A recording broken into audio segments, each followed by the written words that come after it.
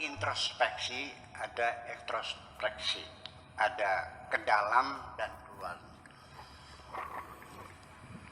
Kalau kita ekstrospeksi,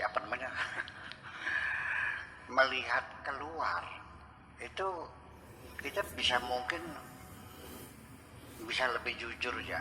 Tapi kalau introspeksi ke dalam, ada keberatan psikologis. Karena kita ini sulit untuk jujur dengan diri kita sendiri. Itu kelemahannya. Makanya kita tidak bisa self correction. Mengoreksi sendiri itu akan lebih sulit. Perlu didukung dengan koreksi dari luar. Bahasa Jawanya gini. Metanitu mah wong sejin mah gampang, metanitu mau dewek mah angel. Paham nggak? Mencari kutu di kepala sendiri susah. Kalau kutu di kepala orang lain mudah. Itu masalah kejujuran kita sendiri. Kita melihat diri kita sendiri itu tidak mudah sesungguhnya. Ada kejujuran. Ditambah lagi, ini kritik sosial yang berkembang di medsos yang tidak beraturan seperti ini. Tidak ada tata krama, hantam kromo saja, nggak mengenai itu orang lebih tua, orang nggak ada, semuanya anggapnya setara, langsung dikafirkan, dibid'ahkan, dimurtadkan. Ini saya nggak mengerti kisah semacam ini sampai kapan ya berakhir. Apa tidak bisa ditertibkan lagi? Ini kan tidak nyaman kita nih. Apa itu kritik? Itu bukan kritik, itu hanya menghujat dan mencaci. Iya. Ya begini, saya sendiri berpengalaman dalam hal kritik, mengkritik, tegur, menegur. Memang dalam agama Islam itu sepertinya ada kewajiban komunal yang namanya tawasau bil haqi wa tawasau bis sabar, saling menegur, saling mengingatkan antara anggota masyarakat. Itu ada juklaknya dalam agama Islam. Tetapi kesulitannya tidak mudah kita menegur kesalahan orang. Tersinggung. Sekalipun kita bilang punten Pak, mohon maaf, mohon izin. Ya gimana boleh saya berpendapat? Ya silakan. Pak punten, saya orang kampung nggak paham, tapi saya ingin memberanikan diri, ingin menyampaikan pendapat. Ya silakan. Sudah mohon-mohon, begitu kita plok menyampaikan, marah kok. Jangan menggurui saya. Itu berulang-ulang bisa terjadi. Apalagi saya datang dengan bertolak pinggang, kafir, murtad, musyrik, neraka. Bagaimana itu etikanya? Apakah seperti itu Anda berdakwah? Itu cara menegur Anda. Kepada anak juga nggak boleh. Kamu salah, begitu bukan begitu caranya. Ini kan menjadi liar semacam itu. Saya menegur seorang imam masjid yang kita bina ya, Pak Azad ya, kita ketua Forkim kan saya membina para imam-imam masjid untuk meningkatkan kualitas ibadah umat, termasuk bacaan Fatihah dan sebagainya. Saya sengaja keliling untuk mengecek keberhasilan penataran dan latihan itu. Ya masih ada imam yang bacanya masih salah. Yaitu ketika baca Ar-Rahmanir-Rahim Maliki, Ar-Rahmanir-Rahim Malik kan.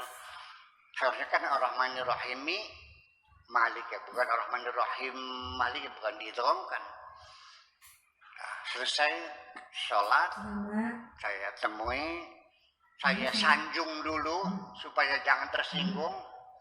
Suaranya merdu, seneng kan? Supaya jangan tersinggung. Tajwidnya lumayan bagus, lagunya enak.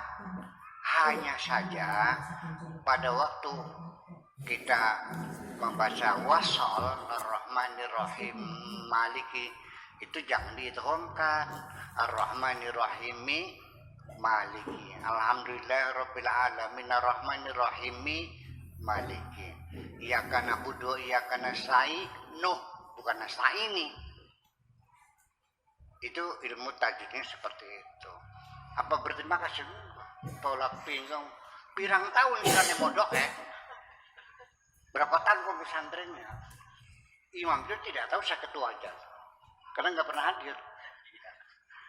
Bayangkan menunggu orang sudah saya sanjung dulu sekarang tetap tersinggung, apalagi saya datang tidak sholat saya, aku udah tarik bajunya mundur itu kemana-mana. Itu namanya kurang ajar namanya. Semacam itu kira-kira. Jadi artinya bahwa itu namanya mengkritik itu ya bukan berarti mencaci maki. Iya, lebih halus, lebih baik. Nih, sejarah kritik mengkritik sosial. Ya, ketika dulu kan rata-rata raja kan diktator semua. Yang pertama kali melakukan kritik sosial dengan cara yang paling santun itu adalah Ibnul Muqaffa dalam kitabnya Kalilah wa Dimna, animasi cerita-cerita binatang. Jadi cerita tentang kehidupan binatang.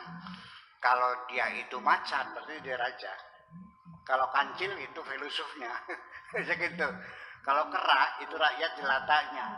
Ini cerita dalam cerita binatang, animasi ya. Cerita binatang itu untuk mengkritik kebijakan sosial. Sampai sekarang ada bukunya. Dan itu lebih santun. Akhirnya raja ya tersenyum mendengarkannya karena tidak menohok macam itu. Jadi artinya begini, qulil haqqa walau kana murran, itu bukan begitu malahnya. Katakan kebenaran sekalipun pahit. Ya kalau pahit tolong jangan dikasihkan orang dong. Coba dukun dewek. Silakan makan lu sendiri. Obat saja untuk anak-anak yang dibungkus dengan gula kok. Apalagi kita mendapatkan kritik. Masa langsung kamu murtad ini kafir. Kok begitu caranya? Orang yang murtadkan orang lain sudah murtad sendiri kok. Orang yang mengkafir orang lain kafir sendiri. Memangnya urusan murtad kafir itu kan urusan hati. Memangnya Anda tahu hati orang? Itu saya kira mungkin saya tidak, terus sekalipun demikian saya tidak pernah membantah, tidak pernah menjawab ketika ada orang mengkritik saya sekeras itu, sekasar itu, tetap saya menghormatinya. Apa salahnya sih menghormati orang? Itu adalah persoalan. Terima kasih.